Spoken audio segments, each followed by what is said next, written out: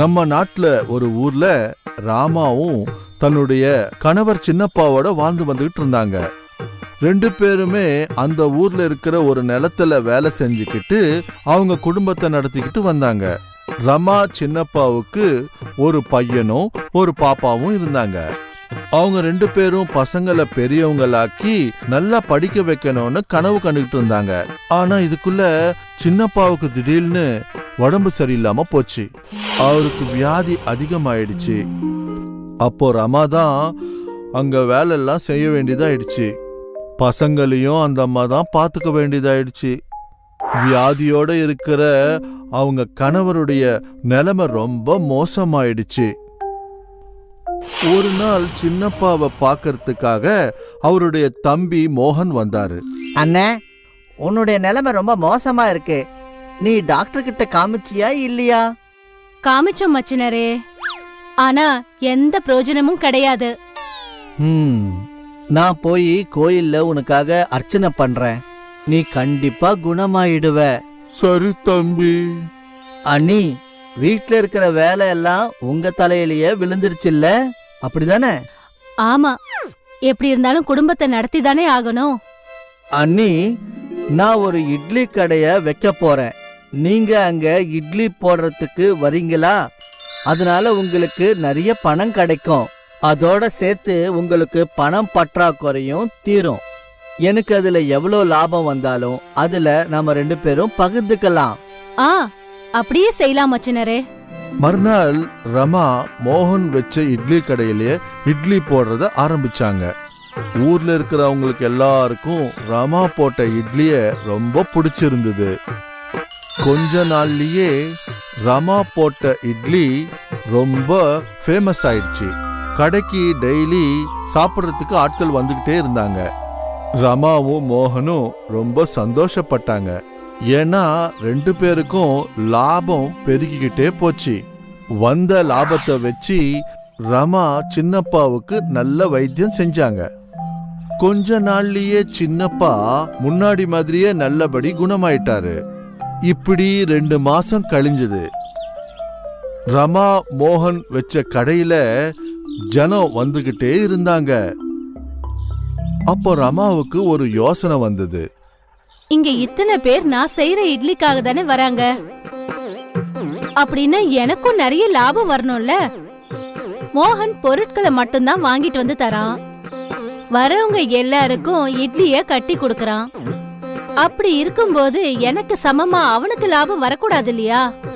அன்னைக்கு சாயந்தரம் 2 பேரும் லாபத்தை பங்கு போடும்போது அப்போ மச்சினரே, இட்லி எல்லாத்தையும் நான் தானே தயார் பண்ணி கொடுக்கறேன். நான் செய்யற இட்லி அவ்வளவு நல்லா இல்லனா உங்களுக்கு இந்த அளவுக்கு லாபம் வரக்கூடாது. அது உண்மைதான் அண்ணி. நீங்க போடுற இட்லி உண்மையிலேயே ரொம்ப நல்லா இருக்கு. அப்படி பாத்தீங்கன்னா உங்களை விட லாபம் எனக்கு தானே அதிகமா கிடைக்கணும். ஆனா அண்ணி, இது ரொம்ப தப்பு. நானும் நாள் பூராவும் உழைக்கிறேன்ல, அப்பதானே நம்ம 2 பேரும் இவ்வளவு சம்பாதிக்க முடியுது. அதனுடைய அர்த்தம் என்னன்னா, நம்ம 2 பேரும் சமானமா தான் கஷ்டப்படுறோம். அதனாலதான் லாபம் நம்ம 2 பேருக்குமே சமானமா இருக்கணும். இல்ல மச்சினரே, நீங்க தப்பா பேசுறீங்க. அது உண்மையா இருந்தா நாளையில இருந்து வேற ஒருத்தவங்கள இட்லி போடுறதுக்கு தேடிக்கோங்க. ரமா மோகனோட சண்டை போட்டுக்கிட்டு தன்னுடைய வீட்டுக்கு போயிட்டா. 2வது நாள் அந்த ஊர்ல 2 இட்லி கடைங்க வந்தது. அதுல ஒன்னு ரமாவுடைய கடை. அந்த கடையில ரமா தான் இட்லி போட்டுக்கிட்டு இருந்தா. அவளே வித்துக்கிட்டு இருந்தா. இன்னொன்னு மோகனுடைய கடை. இப்போ அங்க வேறொரு பொம்பளை இட்லி தயார் பண்ணிக்கிட்டு இருந்தாங்க. ரமா வச்ச புது கடைய பார்த்து மக்கள் எல்லாருமே அந்த கடைக்கு போக ஆரம்பிச்சாங்க. ஆனா ரமா ஒண்டியா இருந்ததுனால அத்தனை பேரை அவளால சமாளிக்க முடியல. கடைசியில அவ சோர்ந்து போயிட்டா. ஊர்ல இருக்கிறவங்க எல்லாம் மோகன் கடைக்கே போயிட்டாங்க. ஏன்னா மோகன் எப்பவும் போலவே வர்றவங்களுக்கெல்லாம் அழகா இட்லி வச்சு கொடுத்துக்கிட்டு இருந்தான். இப்படியே சில நாட்கள் கழிஞ்சு போச்சு.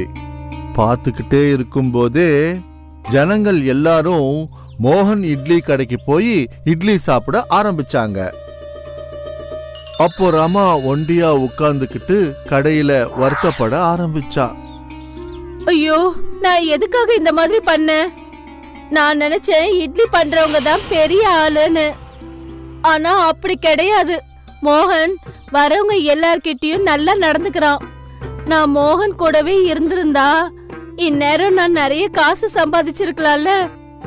யாருமே நான் செஞ்ச இட்லிய திரும்பி கூட பார்க்கல. ரமாவுக்கு அவளுடைய இட்லி மேல ரொம்ப தலகணமா இருந்தது. ஆனா அது இப்போ மாறி போச்சு. அதுக்கு தான் இப்படி சொல்லுவாங்க, தலகணம்ன்றது கண்ணாடி மாதிரி, அது என்னைக்காவது உடைஞ்சு போகலாம். அப்துல் ஒரு பிரமாதமான சமையல்காரர். அவரு சுல்தான் மியா ஹோட்டல்ல தந்தூரி செஞ்சுக்கிட்டு இருந்தாரு. எனக்கு ஒரு தந்தூரி பார்சல் கொடுங்க. இதோ தந்துடுறேன். அப்துல் என்ன, உங்க கையால செய்யற தந்தூரியை பத்தி சொல்லவே தேவையில்ல. நானும் நிறைய ஹோட்டல்ல தந்தூரி சாப்பிட்டிருக்கேன். ஆனா உங்க கையில இருக்கிற கைப்பக்குவம் வேற எங்கேயுமே கிடையாதுண்ணே. நன்றி.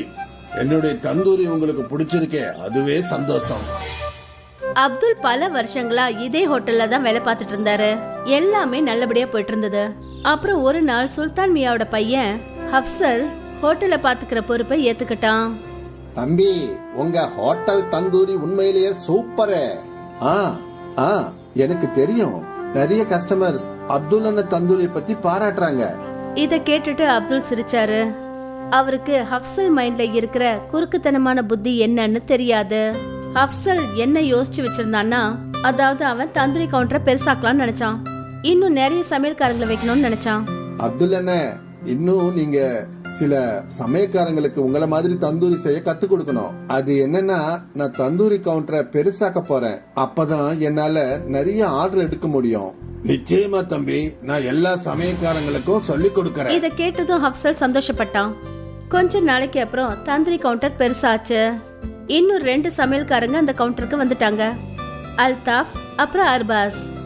இப்ப என்ன கவனமா பார்த்து கத்துக்கங்க. என்ன மாதிரியே நல்லா தந்தூரி செஞ்சீங்கன்னா கஸ்டமர்ஸ் உங்களையும் பாராட்டுவாங்க. அப்துல் அவங்க 2 பேருக்கும் தந்தூரி எப்படி செய்யறதுன்னு நல்லா கத்து கொடுத்தாரு. கொஞ்ச நாள்லயே அவங்க 2 பேரும் அப்துல் மாதிரி தந்தூரி செய்ய கத்துக்கிட்டாங்க. எனக்கு நம்பிக்கை இருக்கு, பகல்ல இந்த ஹோட்டல் 2 மடங்கும் ராத்திரியில 4 மடங்கு வியாபாரம் நடக்கும். உங்க வாக்கு நிறைவேறட்டும் அப்துல் அண்ணே. அப்துல் அவங்க 2 பேருக்கும் நல்ல மனசோட தந்தூரி செய்யறது எப்படின்னு கத்து கொடுத்தாரு. ஆனா அப்சல் ரொம்பவே தந்திரமானவன். அவன் மைண்ட்ல பணம் சம்பாதிக்கிறது மட்டும்தான் குறிக்கோளா இருந்தது. அதனால அவன் புது கோழி பண்ணக்காரர்கிட்ட ஒப்பந்தம் பண்ணிக்கிட்டான். இந்த கோழி பண்ணக்காரன் அப்சலுக்கு செத்து போன கோழிங்களை குறைஞ்ச விலைக்கு விற்க ஆரம்பிச்சான். அதனால அப்சலோட லாபம் அதிகமாச்சு. தந்தூரி கவுண்டர் பெருசா இருந்ததுனால கஸ்டமர்ஸும் அதிகமாயிட்டாங்க. எல்லாமே நல்லபடியா தான் போயிட்டு இருந்தது. ஆனா ஒரு நாள் அப்துல் அன்னைக்கு அந்த ஹோட்டல்ல ராத்திரி பகல்னு பார்க்காம இருந்தாரு. அப்பதான் அந்த ஹோட்டலோட முதலாளி சுல்தான் அங்க வந்தாரு. கண்ணா அப்சல், ஹோட்டல் எப்படிப்பா போயிட்டு இருக்கு? நல்லா போகுதுப்பா. அது சரி, நம்ம கோழி வாங்குற பண்ணைய மாத்திட்டேன்னு கேள்விப்பட்டேன். ஆமாப்பா, இந்த புது பண்ணக்காரரு குறைஞ்ச விலையிலேயே கோழிகளை நம்மளுக்கு சப்ளை பண்றாரு. அப்படியா? அது எப்படி? ஏன்னா அந்த கோழிங்க ஏற்கனவே செத்து போனதுங்க. அரே அல்லா, ஏன்பா இந்த மாதிரி அநியாயத்தை செய்யற? இது பாவம்பா. இந்த பாவத்தை செய்யாத. நாம கொடுக்கற தந்தூரி சாப்பிட்டு யாருக்காவது உடம்பு சரியில்லாம போச்சுன்னா அப்புறம் அந்த அல்லாஹ் நம்மள மன்னிக்கவே மாட்டாரு கண்ணா. அப்படியெல்லாம் எதுவும் நடக்காதுப்பா. எல்லா ஹோட்டல்காரங்களும் இப்படிதான் செய்யறானுங்க. என் ஃப்ரெண்ட்ஸ் ஹோட்டல் எல்லாம் இப்படிதான் நடக்குது. இது வரைக்கும் எந்த நோயும் வந்ததில்ல, இனிமேலும் வராது. உனக்கு அறிகுறி சொல்ல வேண்டியது என்னுடைய கடமை. அதுக்கப்புறம் உன்னோட விருப்பம். இனிமே இந்த ஹோட்டல் உன்னுடையது. நீதான் இதுக்கு முதலாளி. நல்லதோ கெட்டதோ அது எல்லாம் உன் கையில தான் இருக்கு, சரியா? சுல்தான் சார் அங்க இருந்து கிளம்பி போனாரு. அவங்க பேசினது எல்லாத்தையும் அப்துல் கேட்டுட்டாரு. கொஞ்ச நேரம் பொறுத்து அவரும் அவங்க வீட்டுக்கு போயிட்டாரு. ராத்திரி முழுக்க அப்துல் இதே விஷயத்த பத்தி யோசிச்சுட்டு இருந்தாரு. ஜனங்க உயிரோட விளையாடுற இடத்துல நான் இனிமே வேலை செய்ய மாட்டேன். இது ரொம்பவே பாவம். ஆனா முதலாளி பையன் நான் சொல்றத கேட்க மாட்டாரு. பேசாம இந்த வேலையை விட்டுடலான்னு எனக்கு தோணுது. இப்ப அப்துல் என்ன யோசிச்சாருன்னா, சுல்தான் ஹோட்டல்ல சமைக்கிற வேலையை விட்டுடலான்னு யோசிச்சாரு. மறுநாள் காலையில அவரு ஹோட்டலுக்கு போனாரு. நேத்துக்கு நீங்க பேசுனத நான் கேட்டுட்டேன். இனிமே இங்க வேலை செய்யறதுக்கு என் மனசாட்சி உறுத்துது. நான் இந்த ஹோட்டலை விட்டு போறதா முடிவு பண்ணிட்டேன். நல்லது. நீ என்ன நினைச்ச? நீ போயிட்டேன்னா இந்த ஹோட்டலை மூடிடுவேன்னு நினைச்சியா? அதான் இல்ல. ஆனா இதுக்கு மேல உனக்கு எந்த ஹோட்டல்லையும் வேலை கிடைக்காது. அது உறுதி அப்துல்லண்ணே. அத நான் ஏத்துக்கிறேன். வேலை இல்லாம நான் இருந்துருவேன். இந்த மாதிரி ஏமாத்தி சம்பாதிக்க நான் விரும்பல. அப்துல் இப்படி சொல்லிட்டு அங்கிருந்து போயிட்டாரு.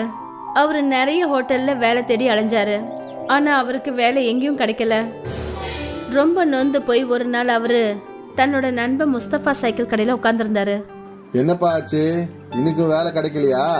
இல்ல நண்பா, என்ன பண்றதுன்னு எனக்கு தெரியல. தந்தூரி பண்ற வேலையை தவிர வேற எந்த வேலையும் எனக்கு தெரியாது. வேற வேலை செய்ய சொல்லி உன்னை யார் சொன்னது? நான் என்ன சொல்ல வரேன்னா, நீயே சொந்தமா ஒரு தந்தூரி கவுண்டரை ஓபன் பண்ணா என்ன? அவ்வளவு பணம் என்கிட்ட இல்ல. தந்தூரி ரொம்ப விலை அதிகம். அது மட்டும் இல்லாம ஹோட்டல் வேணும் இல்ல, அதுக்கு வாடகை, இதுக்கெல்லாம் நான் எங்க போறது? உன்னுடைய எல்லா கேள்விக்கும் ஒரே ஒரு பதில் தான். கொஞ்ச நேரம் வெயிட் பண்ணு. முஸ்தபா 2 பழைய சைக்கிள் ரிம் எடுத்துட்டு வந்தாரு. அப்புறம் அதுல ஹோல்ஸ போட்டு ஒரு கம்பிய போட்டாரு. இந்தா ரெடி ஆயிடுச்சு. என்ன இது? புரிய வைக்கிறேன். முஸ்தபா கிட்ட ஒரு தள்ளி வண்டி இருந்தது. முஸ்தபா அந்த கைவண்டிக்கு மேல இருந்த மரத்தை உடைச்சு எடுத்தாரு. அப்புறம் இந்த தந்தூரை அந்த கைவண்டியில பிக்ஸ் பண்ணாரு. இப்போ இதுக்கு கீழே அடுப்பு கறிய பத்த வை. அப்புறம் இத சுத்தி சுத்தி தந்தூரி பண்ண. அடேங்கப்பா, இது ரொம்ப நல்லா இருக்கே. இத எப்படி யோசிச்ச? உனக்கு உதவி செய்யணும்னு நினைச்சேன். அதான் யோசனை தானா வந்துருச்சு. நன்றி நன்றி நண்பா. மறுநாள்ல இருந்து முஸ்தபா அந்த கைவண்டியில தந்தூரி விற்க ஆரம்பிச்சாரு. தந்தூரி செய்யறதுல முஸ்தபா கை தேர்ந்த ஆளு. ஆனா அவர்கிட்ட ஹோட்டல் இல்ல. அதனால அவரோட தந்தூரி விலையும் ரொம்ப குறைவாதான் இருந்தது. முஸ்தபாவோட தள்ளுவண்டி தந்தூரி கடையில கஸ்டமர்ஸ் கூட்டம் எப்பவுமே இருந்துகிட்டே இருந்தது. அதே சுல்தான் ஹோட்டல்ல ஃபுட் ஆபீசர்ஸ் வந்து செக் பண்ணாங்க. அப்புறம் செத்து போன கோழியை சமைச்சு விற்கிறதுனால அவங்களோட ஹோட்டலுக்கு சீல் வச்சுட்டாங்க. அந்த குற்றத்துக்காக அப்சலுக்கு சிறை தண்டனை கொடுத்தாங்க. ஒருவேளை இதுதான் இயற்கையோட நியாயம் போல இருக்கு. நல்லவங்களுக்கு எப்பவும் நல்லதுதான் நடக்கும், அப்புறம் கெட்டவங்களுக்கு கெட்டதுதான் நடக்கும். இதுக்கு தான் சொல்லுவாங்க, நல்லதை மட்டும் செய், நல்லதே நடக்கும். அப்துல் ஒரு பிரமாதமான சமையல்காரர். அவரு சுல்தான் மியா ஹோட்டல்ல தந்தூரி செஞ்சுக்கிட்டு இருந்தாரு. எனக்கு ஒரு தந்தூரி பார்சல் கொடுங்க. இதோ தந்துடுறேன். அப்துல் என்ன, உங்க கையால செய்யற தந்தூரியை பத்தி சொல்லவே தேவையில்ல. நானும் நிறைய ஹோட்டல்ல தந்தூரி சாப்பிட்டிருக்கேன். ஆனா உங்க கையில இருக்கிற கைப்பக்குவம் வேற எங்கேயுமே கிடையாதுண்ணே. நன்றி. என்னுடைய தந்தூரி உங்களுக்கு பிடிச்சிருக்கே, அதுவே சந்தோஷம். அப்துல் பல வருஷங்களா இதே ஹோட்டல்ல தான் வேலை பார்த்துட்டு இருந்தாரு. எல்லாமே நல்லபடியா போயிட்டு இருந்தது. அப்புறம் ஒரு நாள் சுல்தான் மியாவோட பையன் ஹப்சல் ஹோட்டலை பாத்துக்கிற பொறுப்பை ஏத்துக்கிட்டான். தம்பி, உங்க ஹோட்டல் தந்தூரி உண்மையிலேயே சூப்பரே. எனக்கு தெரியும், நிறைய கஸ்டமர்ஸ் அப்துல் அண்ணன் தந்தூரி பத்தி பாராட்டுறாங்க. இத கேட்டுட்டு அப்துல் சிரிச்சாரு. அவருக்கு ஹப்சல் மைண்ட்ல இருக்கிற குறுக்குத்தனமான புத்தி என்னன்னு தெரியாது. ஹப்சல் என்ன யோசிச்சு வச்சிருந்தான்னா, அதாவது அவன் தந்தூரி கவுண்டரை பெருசாக்கலாம்னு நினைச்சான். இன்னும் நிறைய சமையல்காரங்களை வைக்கணும்னு நினைச்சான். அப்துல் அண்ணன், இன்னும் நீங்க சில சமயக்காரங்களுக்கு உங்கள மாதிரி தந்தூரி செய்ய கத்து கொடுக்கணும். அது என்னன்னா, நான் தந்தூரி கவுண்டரை பெருசாக்க போறேன். அப்பதான் என்னால நிறைய ஆர்டர் எடுக்க முடியும். நிச்சயமா தம்பி, நான் எல்லா சமயக்காரங்களுக்கும் சொல்லி கொடுக்கறேன். இத கேட்டதும் ஹப்சல் சந்தோஷப்பட்டான். கொஞ்ச நாளைக்கு அப்புறம் தந்தூரி கவுண்டர் பெருசாச்சு. இன்னும் 2 சமையல்காரங்க அந்த கவுண்டருக்கு வந்துட்டாங்க, அல்தாஃப் அப்புறம் அர்பாஸ். இப்ப என்ன கவனமா பார்த்து கத்துக்கங்க. என்ன மாதிரியே நல்லா தந்தூரி செஞ்சீங்கன்னா கஸ்டமர்ஸ் உங்களையும் பாராட்டுவாங்க. அப்துல் அவங்க 2 பேருக்கும் தந்தூரி எப்படி செய்யறதுன்னு நல்லா கத்து கொடுத்தாரு. கொஞ்ச நாள்லயே அவங்க 2 பேரும் அப்துல் மாதிரி தந்தூரி செய்ய கத்துக்கிட்டாங்க. எனக்கு நம்பிக்கை இருக்கு, பகல்ல இந்த ஹோட்டல் 2 மடங்கும், ராத்திரியில 4 மடங்கு வியாபாரம் நடக்கும். உங்க வாக்கு நிறைவேறட்டும் அப்துல் அண்ணே. அப்துல் அவங்க 2 பேருக்கும் நல்ல மனசோட தந்தூரி செய்யறது எப்படின்னு கத்து கொடுத்தாரு. ஆனா அப்சல் ரொம்பவே தந்திரமானவன். அவன் மைண்ட்ல பணம் சம்பாதிக்கிறது மட்டும்தான் குறிக்கோளா இருந்தது. அதனால அவன் புது கோழி பண்ணக்காரர் கிட்ட ஒப்பந்தம் பண்ணிக்கிட்டான். இந்த கோழி பண்ணக்காரன் அப்சலுக்கு செத்து போன கோழிங்களை குறைஞ்ச விலைக்கு விற்க ஆரம்பிச்சான். அதனால அப்சலோட லாபம் அதிகமாச்சு. தந்தூரி கவுண்டர் பெருசா இருந்ததுனால கஸ்டமர்ஸும் அதிகமாயிட்டாங்க. எல்லாமே நல்லபடியா தான் போயிட்டு இருந்தது. ஆனா ஒரு நாள் அப்துல் அன்னைக்கு அந்த ஹோட்டல்ல ராத்திரி பகல்னு பார்க்காம இருந்தாரு. அப்பதான் அந்த ஹோட்டலோட முதலாளி சுல்தான் அங்க வந்தாரு. கண்ணா அப்சல், ஹோட்டல் எப்படிப்பா போயிட்டு இருக்கு? நல்லா போகுதுப்பா. அது சரி, நம்ம கோழி வாங்குற பண்ணைய மாத்திட்டேன்னு கேள்விப்பட்டேன். ஆமாப்பா, இந்த புது பண்ணக்காரரு குறைஞ்ச விலையிலேயே கோழிகளை நம்மளுக்கு சப்ளை பண்றாரு. அப்படியா? அது எப்படி? ஏன்னா அந்த கோழிங்க ஏற்கனவே செத்து போனதுங்க. அரே அல்லா, ஏன்பா இந்த மாதிரி அநியாயத்தை செய்யற? இது பாவம்பா, இந்த பாவத்தை செய்யாத. அவ கொடுக்கற தந்தூரி சாப்பிட்டு யாருக்காவது உடம்பு சரியில்லாம போச்சுன்னா அப்புறம் அந்த அல்லா நம்மள மன்னிக்கவே மாட்டாரு கண்ணா. அப்படியெல்லாம் எதுவும் நடக்காதுப்பா. எல்லா ஹோட்டல்காரங்களும் இப்படிதான் செய்யறானுங்க. என் ஃப்ரெண்ட்ஸ் ஹோட்டல் எல்லாம் இப்படிதான் நடக்குது. இது வரைக்கும் எந்த நோயும் வந்ததில்லை, இனிமேலும் வராது. உனக்கு அறிகுறி சொல்ல வேண்டியது என்னுடைய கடமை, அதுக்கப்புறம் உன்னோட விருப்பம். இனிமே இந்த ஹோட்டல் உன்னுடையது, நீ தான் இதுக்கு முதலாளி. நல்லதோ கெட்டதோ அது எல்லாம் உன் கையில தான் இருக்கு, சரியா? சுல்தான் சார் அங்கேருந்து கிளம்பி போனாரு. அவங்க பேசினது எல்லாத்தையும் அப்துல் கேட்டுட்டாரு. கொஞ்ச நேரம் பொறுத்து அவரும் அவங்க வீட்டுக்கு போயிட்டாரு. ராத்திரி முழுக்க அப்துல் இதே விஷயத்த பத்தி யோசிச்சுட்டு இருந்தாரு. ஜனங்க உயிரோட விளையாடுற இடத்துல நான் இனிமே வேலை செய்ய மாட்டேன். இது ரொம்பவே பாவம். ஆனா முதலாளி பையன் நான் சொல்றத கேட்க மாட்டாரு. பேசாம இந்த வேலையை விட்டுடலான்னு எனக்கு தோணுது. இப்ப அப்துல் என்ன யோசிச்சாருன்னா, சுல்தான் ஹோட்டல்ல சமைக்கிற வேலையை விட்டுடலான்னு யோசிச்சாரு. மறுநாள் காலையில அவரு ஹோட்டலுக்கு போனாரு. நேத்திக்கு நீங்க பேசுனத நான் கேட்டுட்டேன். இனிமே இங்க வேலை செய்யறதுக்கு என் மனசாட்சி உறுத்துது. நான் இந்த ஹோட்டலை விட்டு போறதா முடிவு பண்ணிட்டேன். நல்லது. நீ என்ன நினைச்ச? நீ போயிட்டனா இந்த ஹோட்டலை மூடிடுவேன் நினைச்சியா? அதான் இல்ல. ஆனா இதுக்கு மேல உனக்கு எந்த ஹோட்டல்லையும் வேலை கிடைக்காது, அது உறுதி அப்துல்லனே. அத நான் ஏத்துக்கிறேன். வேலை இல்லாம நான் இருந்துருவேன். இந்த மாதிரி ஏமாத்தி சம்பாதிக்க நான் விரும்புறேன். அப்துல் இப்படி சொல்லிட்டு அங்கிருந்து போயிட்டாரு. அவரு நிறைய ஹோட்டல்ல வேலை தேடி அலைஞ்சாரு. ஆனா அவருக்கு வேலை எங்கேயும் கிடைக்கல. ரொம்ப நொந்து போய் ஒரு நாள் அவரு தன்னோட நண்பன் முஸ்தபா சைக்கிள் கடையில உட்கார்ந்திருந்தாரு. என்னப்பா ஆச்சு? இன்னைக்கு வேலை கிடைக்கலையா? இல்ல நண்பா, என்ன பண்றதுன்னு எனக்கு தெரியல. தந்தூரி பண்ற வேலையை தவிர வேற எந்த வேலையும் எனக்கு தெரியாது. வேற வேலை செய்ய சொல்லி உன்னை யார் சொன்னது? நான் என்ன சொல்ல வரேன்னா, நீயே சொந்தமா ஒரு தந்தூரி கவுண்டர் ஓபன் பண்ணா என்ன? அவ்வளவு பணம் என்கிட்ட இல்ல. தந்தூரி ரொம்ப விலை அதிகம். அது மட்டும் இல்லாம ஹோட்டல் வேணும் இல்ல, அதுக்கு வாடகை, இதுக்கெல்லாம் நான் எங்க போறது? உன்னுடைய எல்லா கேள்விக்கும் ஒரே ஒரு பதில் தான். கொஞ்ச நேரம் வெயிட் பண்ணு. முஸ்தபா 2 பழைய சைக்கிள் ரிம் எடுத்துட்டு வந்தாரு. அப்புறம் அதுல ஹோல்ஸ போட்டு ஒரு கம்பியை போட்டாரு. இந்தா ரெடி ஆயிடுச்சு. என்ன இது? புரிய வைக்கிறேன். முஸ்தபா கிட்ட ஒரு தள்ளி வண்டி இருந்தது. முஸ்தபா அந்த கைவண்டிக்கு மேல இருந்த மரத்தை உடைச்சு எடுத்தாரு. அப்புறம் இந்த தந்தூரை அந்த கைவண்டியில பிக்ஸ் பண்ணாரு. இப்போ இதுக்கு கீழே அடுப்பு கரிய பத்த வை. அப்புறம் இத சுத்தி சுத்தி தந்தூரி பண்ண. அடேங்கப்பா, இது ரொம்ப நல்லா இருக்கே. இத எப்படி யோசிச்ச? உனக்கு உதவி செய்யணும்னு நினைச்சேன், அதான் யோசனை தானா வந்துருச்சு. நன்றி நன்றி நண்பா. மறுநாள்ல இருந்து முஸ்தபா அந்த கைவண்டியில தந்தூரி விற்க ஆரம்பிச்சாரு. தந்தூரி செய்யறதுல முஸ்தபா கை தேர்ந்த ஆளு. ஆனா அவர்கிட்ட ஹோட்டல் இல்ல. அதனால அவரோட தந்தூரி விலையும் ரொம்ப குறைவா தான் இருந்தது. முஸ்தபாவோட தள்ளுவண்டி தந்தூரி கடையில கஸ்டமர்ஸ் கூட்டம் எப்பவுமே இருந்துகிட்டே இருந்தது. அதே சுல்தான் ஹோட்டல்ல ஃபுட் ஆபீசர்ஸ் வந்து செக் பண்ணாங்க. அப்புறம் செத்து போன கோழியை சமைச்சு விற்கிறதுனால அவங்களோட ஹோட்டலுக்கு சீல் வச்சுட்டாங்க. அந்த குற்றத்துக்காக அப்சலுக்கு சிறை தண்டனை கொடுத்தாங்க. ஒருவேளை இதுதான் இயற்கையோட நியாயம் போல இருக்கு. நல்லவங்களுக்கு எப்பவும் நல்லதுதான் நடக்கும், அப்புறம் கெட்டவங்களுக்கு கெட்டதுதான் நடக்கும். இதுக்கு தான் சொல்லுவாங்க, நல்லதை மட்டும் செய், நல்லதே நடக்கும். விஜய் நகர்ல ரகுநாத்னு ஒரு கூலி வேலை செய்யறவன் இருந்தான். அவன் தினமும் கூலி வேலை செய்ய தன்னோட கிராமத்துல இருந்து ரொம்ப தூரத்துல இருக்கிற நகரத்துக்கு போவான். ரகுநாத்தோட மனைவி லக்ஷ்மி, அப்புறம் அவங்களுக்கு 2 பசங்க இருந்தாங்க, மகேஷ் அப்புறம் ஆஷா. அந்த குடும்பமே சந்தோஷமா இருந்தது. ஒரு நாள் என்ன ஆச்சுன்னா, ரகுநாத் எப்பவும் போல வேலை செய்யறதுக்காக நகரத்துக்கு போனான். அவன் ரோடு கிராஸ் பண்ணும்போது ஒரு ட்ரக் அவனை மோதி அவனுக்கு ஆக்சிடென்ட் ஆயிடுச்சு. ரகுநாத்தை ஹாஸ்பிட்டல்ல அட்மிட் பண்ண வேண்டியதாயிடுச்சு. அவனோட குடும்பமே ரொம்ப கவலையா இருந்தது.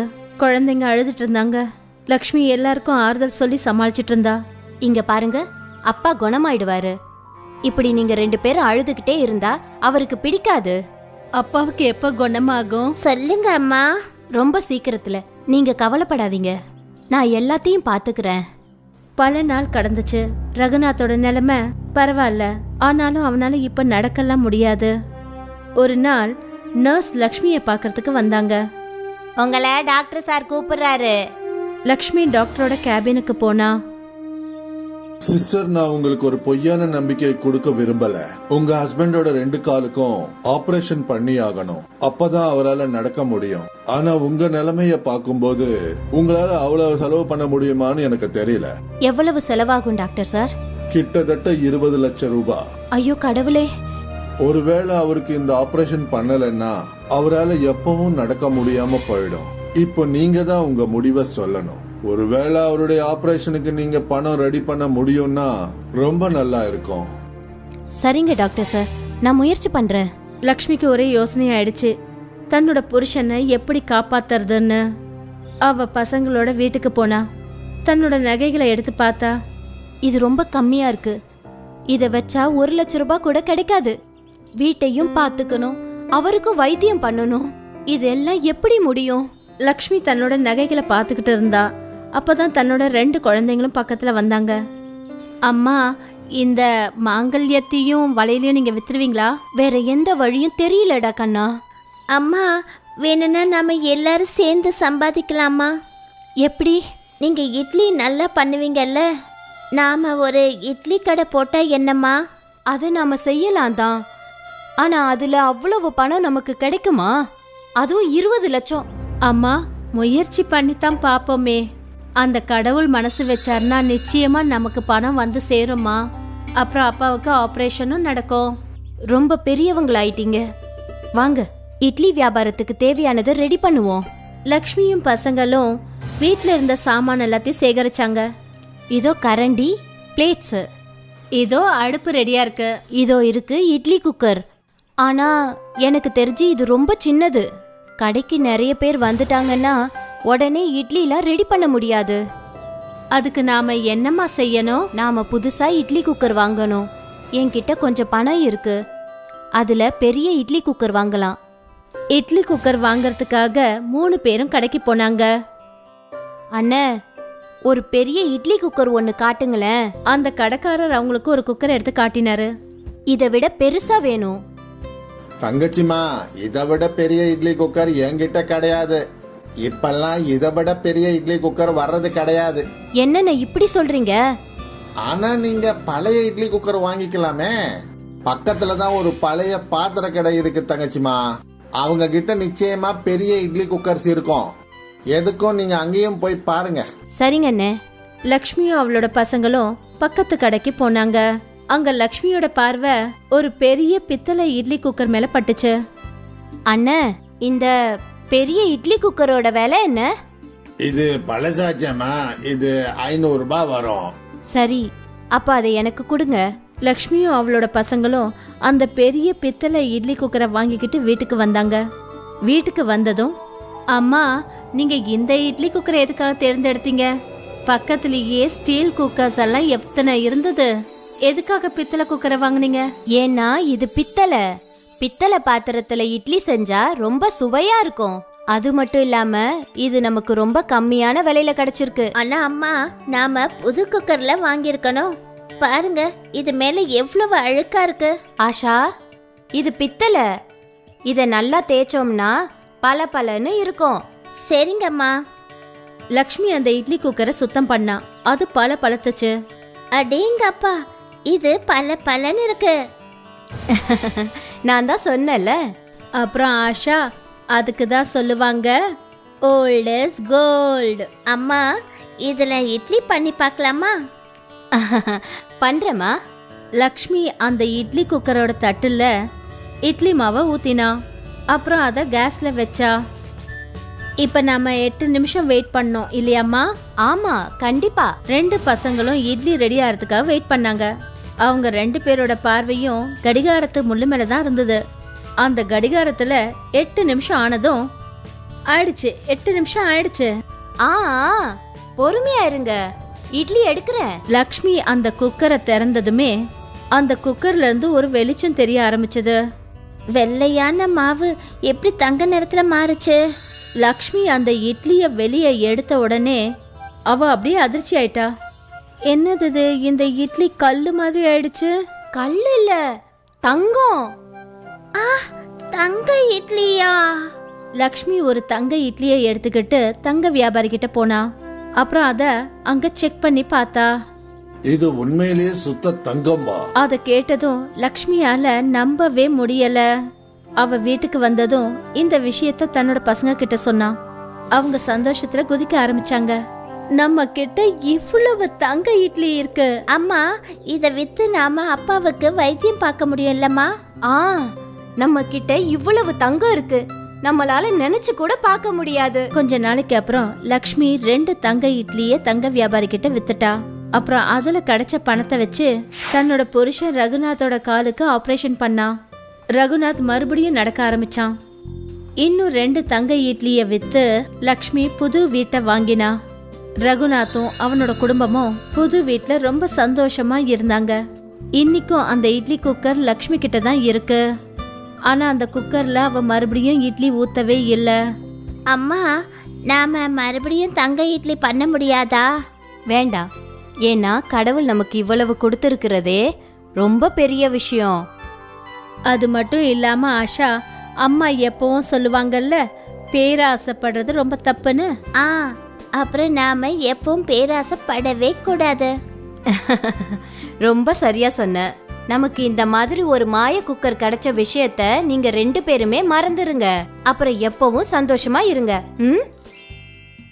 விஜய் நகர்ல ரகுநாத்னு ஒரு கூலி வேலை செய்யறவன் இருந்தான். அவன் தினமும் கூலி வேலை செய்ய தன்னோட கிராமத்துல இருந்து ரொம்ப தூரத்துல இருக்கிற நகரத்துக்கு போவான். ரகுநாத்தோட மனைவி லக்ஷ்மி, அப்புறம் அவங்களுக்கு 2 பசங்க இருந்தாங்க, மகேஷ் அப்புறம் ஆஷா. அந்த குடும்பமே சந்தோஷமா இருந்தது. ஒரு நாள் என்ன ஆச்சுன்னா, ரகுநாத் எப்பவும் போல வேலை செய்யறதுக்காக நகரத்துக்கு போனான். அவன் ரோட் கிராஸ் பண்ணும்போது ஒரு ட்ரக் அவனை மோதி அவனுக்கு ஆக்சிடென்ட் ஆயிடுச்சு. ரகுநாத்தை ஹாஸ்பிட்டல்ல அட்மிட் பண்ண வேண்டியதாயிடுச்சு. அவனோட குடும்பமே ரொம்ப கவலையா இருந்தது. குழந்தைங்க அழுதுட்டு இருந்தாங்க. லக்ஷ்மி எல்லாருக்கும் ஆறுதல் சொல்லி சமாளிச்சிட்டு இருந்தா. இங்க பாருங்க, அப்பா குணமாயிடுவாரு. இப்படி நீங்க 2 பேரும் அழுதுகிட்டே இருந்தா அவருக்கு பிடிக்காது. அப்பாவுக்கு எப்ப குணமாகும்? சொல்லுங்க அம்மா. ரொம்ப சீக்கிரத்துல. நீங்க கவலைப்படாதீங்க, நான் எல்லாத்தையும் பாத்துக்கிறேன். பல நாள் கடந்துச்சு. ரகுநாத்தோட நிலைமை பரவாயில்ல, ஆனாலும் அவனால இப்ப நடக்கலாம் முடியாது. ஒரு நாள் நர்ஸ் லக்ஷ்மியை பார்க்கறதுக்கு வந்தாங்க. உங்களை டாக்டர் சார் கூப்பிடுறாரு. லக்ஷ்மி டாக்டரோட கேபினுக்கு போனா. சிஸ்டர், நான் உங்களுக்கு ஒரு பொய்யான நம்பிக்கையை கொடுக்க விரும்பல. உங்க ஹஸ்பண்டோட 2 காலுக்கும் ஆபரேஷன் பண்ணி ஆகணும். அப்பதான் அவரால் நடக்க முடியும். ஆனா உங்க நிலைமைய பார்க்கும்போது உங்களால அவ்வளவு செலவு பண்ண முடியுமான்னு எனக்கு தெரியல. எவ்வளவு செலவாகும் டாக்டர் சார்? கிட்டத்தட்ட 20 லட்சம் ரூபாய். ஐயோ கடவுளே. ஒருவேளை அவருக்கு இந்த ஆபரேஷன் பண்ணலன்னா அவரால் எப்பவும் நடக்க முடியாம போயிடும். இப்போ நீங்க தான் உங்க முடிவை சொல்லணும். ஒருவேளை அவருடைய ஆபரேஷனுக்கு நீங்க பணம் ரெடி பண்ண முடியும்னா ரொம்ப நல்லா இருக்கும். சரிங்க டாக்டர் சார், நான் முயற்சி பண்றேன். லக்ஷ்மிக்கு ஒரே யோசனை ஆயிடுச்சு, தன்னோட புருஷனை எப்படி காப்பாத்துறதுன்னு. அவ பசங்களோட வீட்டுக்கு போனா. தன்னோட நகைகளை எடுத்து பார்த்தா. இது ரொம்ப கம்மியா இருக்கு, இத வச்சா 1 லட்சம் ரூபாய் கூட கிடைக்காது. வீட்டையும் பார்த்துக்கணும், அவருக்கும் வைத்தியம் பண்ணணும். இதெல்லாம் எப்படி முடியும்? லக்ஷ்மி தன்னோட நகைகளை பார்த்துக்கிட்டு இருந்தா. அப்பதான் தன்னோட 2 குழந்தைங்களும் பக்கத்துல வந்தாங்க. அம்மா, இந்த மாங்கல்யத்தையும் வளையலையும் நீங்க வித்துருவீங்களா? வேற எந்த வழியும் தெரியலடா கண்ணா. அம்மா, வேணும்னா நாம எல்லாரும் சேர்ந்து சம்பாதிக்கலாமா? எப்படி? நீங்க இட்லி நல்லா பண்ணுவீங்கல்ல, நாம ஒரு இட்லி கடை போட்டா என்னம்மா? அதை நாம செய்யலாம் தான், ஆனா அதுல அவ்வளவு பணம் நமக்கு கிடைக்குமா? அதுவும் 20 லட்சம். அம்மா, முயற்சி பண்ணித்தான் பாப்போமே. அந்த கடவுள் மனசு வச்சார்னா நிச்சயமா நமக்கு பணம் வந்து சேருமா. அப்புறம் அப்பாவுக்கு ஆபரேஷனும் நடக்கும். ரொம்ப பெரியவங்களாயிட்டீங்க, வாங்க இட்லி வியாபாரத்துக்கு தேவையானதை ரெடி பண்ணுவோம். லக்ஷ்மியும் பசங்களும் வீட்ல இருந்த சாமான் எல்லாத்தையும் சேகரிச்சாங்க. இதோ கரண்டி, பிளேட்ஸ், இதோ அடுப்பு ரெடியா இருக்கு, இதோ இருக்கு இட்லி குக்கர். ஆனா எனக்கு தெரிஞ்சு இது ரொம்ப சின்னது. கடைக்கு நிறைய பேர் வந்துட்டாங்கன்னா உடனே இட்லிலாம் ரெடி பண்ண முடியாது. அதுக்கு நாம என்னம்மா செய்யணும்? நாம புதுசா இட்லி குக்கர் வாங்கணும். என்கிட்ட கொஞ்சம் பணம் இருக்கு, அதுல பெரிய இட்லி குக்கர் வாங்கலாம். இட்லி குக்கர் வாங்கறதுக்காக 3 பேரும் கடைக்கு போனாங்க. அண்ணே, ஒரு பெரிய இட்லி குக்கர் ஒன்னு காட்டுங்களேன். அந்த கடைக்காரர் அவங்களுக்கு ஒரு குக்கர் எடுத்து காட்டினாரு. இதை விட பெருசா வேணும். தங்கச்சிமா, இதை விட பெரிய இட்லி குக்கர் என்கிட்ட கிடையாது. இப்பெல்லாம் இதை விட பெரிய இட்லி குக்கர் வர்றது கிடையாது. என்னென்ன இப்படி சொல்றீங்க? ஆனா நீங்க பழைய இட்லி குக்கர் வாங்கிக்கலாமே. பக்கத்துல தான் ஒரு பழைய பாத்திர கடை இருக்கு தங்கச்சிமா. அவங்க கிட்ட நிச்சயமா பெரிய இட்லி குக்கர்ஸ் இருக்கும். எதுக்கும் நீங்க அங்கேயும் போய் பாருங்க. சரிங்க அண்ணே. லக்ஷ்மியும் அவளோட பசங்களும் பக்கத்து கடைக்கு போனாங்க. அங்க லக்ஷ்மியோட பார்வை ஒரு பெரிய பித்தளை இட்லி குக்கர் மேல பட்டுச்சு. அண்ணே, இந்த பெரிய இட்லி குக்கரோட விலை என்ன? இது பழசாச்சம்மா, இது 500 ரூபாய் வரும். சரி, அப்ப அதை எனக்கு கொடுங்க. லக்ஷ்மியும் அவளோட பசங்களும் அந்த பெரிய பித்தளை இட்லி குக்கரை வாங்கிக்கிட்டு வீட்டுக்கு வந்தாங்க. வீட்டுக்கு வந்ததும், அம்மா நீங்க இந்த இட்லி குக்கரை எதுக்காக தேர்ந்தெடுத்தீங்க? பக்கத்துலயே ஸ்டீல் குக்கர்ஸ் எல்லாம் எத்தனை இருந்தது, எதுக்காக பித்தளை குக்கரை வாங்குனீங்க? ஏன்னா இது பித்தளை பாத்திரத்துல இட்லி செஞ்சா ரொம்ப சுவையா இருக்கும். அது மட்டும் இல்லாம இது நமக்கு ரொம்ப கம்மியான விலையில கிடைச்சிருக்கு. ஆனா அம்மா, நாம புது குக்கர்ல வாங்கியிருக்கணும். பாருங்க, இது மேல எவ்வளவு அழுக்கா இருக்கு. ஆஷா, இது பித்தளை. இத நல்லா தேய்ச்சோம்னா பளபளன்னு இருக்கும். சரிங்கம்மா. லக்ஷ்மி அந்த இட்லி குக்கரை சுத்தம் பண்ணா. அது பளபளத்துச்சு. அடேங்கப்பா, இது பலன்னு இருக்கு. நான் தான் சொன்னேன்ல. அப்புறம் ஆஷா, அதுக்கு தான் சொல்லுவாங்க ஓல்ட் இஸ் கோல்டு. அம்மா, இதுல இட்லி பண்ணி பார்க்கலாமா? பண்றேம்மா. லக்ஷ்மி அந்த இட்லி குக்கரோட தட்டுல இட்லி மாவை ஊத்தினா. அப்புறம் அதை கேஸ்ல வச்சா. இப்ப நாம 8 நிமிஷம் வெயிட் பண்ணோம் இல்லையாம்மா? ஆமா, கண்டிப்பா. 2 பசங்களும் இட்லி ரெடி ஆகிறதுக்காக வெயிட் பண்ணாங்க. அவங்க 2 பேரோட பார்வையும் கடிகாரத்து முள்ளு மேல தான் இருந்தது. அந்த கடிகாரத்துல 8 நிமிஷம் ஆனதும் ஆயிடுச்சு. 8 நிமிஷம் ஆயிடுச்சு. ஆ, பொறுமையா இருங்க, இட்லி எடுக்கிறேன். லக்ஷ்மி அந்த குக்கரை திறந்ததுமே அந்த குக்கர்ல இருந்து ஒரு வெளிச்சம் தெரிய ஆரம்பிச்சது. வெள்ளையான மாவு எப்படி தங்க நிறத்துல மாறுச்சு? லக்ஷ்மி அந்த இட்லிய வெளியே எடுத்த உடனே அவ அப்படியே அதிர்ச்சி ஆயிட்டா. என்னது இது, இந்த இட்லி கல்லு மாதிரி ஆயிடுச்சு. கல்லு இல்ல, தங்கம். தங்க இட்லியா? லக்ஷ்மி ஒரு தங்க இட்லியை எடுத்துக்கிட்டு தங்க வியாபாரி கிட்ட போனா. அப்புறம் அத அங்க செக் பண்ணி பார்த்தா. இது உண்மையிலேயே சுத்த தங்கம்பா. அத கேட்டதும் லக்ஷ்மியால நம்பவே முடியல. அவ வீட்டுக்கு வந்ததும் இந்த விஷயத்த தன்னோட பசங்க கிட்ட சொன்னா. அவங்க சந்தோஷத்துல குதிக்க ஆரம்பிச்சாங்க.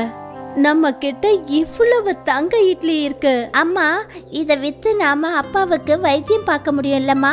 ஆ, நம்ம கிட்ட இவ்வளவு தங்கம் இருக்கு, நம்மளால நினைச்சு கூட பார்க்க முடியாது. கொஞ்ச நாளைக்கு அப்புறம் லக்ஷ்மி 2 தங்க இட்லிய தங்க வியாபாரி கிட்ட வித்துட்டா. அப்புறம் அதுல கிடைச்ச பணத்தை வச்சு தன்னோட புருஷன் ரகுநாத்தோட காலுக்கு ஆபரேஷன் பண்ணா. ரகுநாத் மறுபடியும் நடக்க ஆரம்பிச்சான். இன்னும் 2 தங்க இட்லிய வித்து லக்ஷ்மி புது வீட்டை வாங்கினா. ரகுநாத்தும் அவனோட குடும்பமும் புது வீட்ல ரொம்ப சந்தோஷமா இருந்தாங்க. இன்னைக்கும் அந்த இட்லி குக்கர் லக்ஷ்மி கிட்ட தான் இருக்கு. ஆனா அந்த குக்கர்ல அவ மறுபடியும் இட்லி ஊத்தவே இல்ல. அம்மா, நாம மறுபடியும் தங்க இட்லி பண்ண முடியாதா?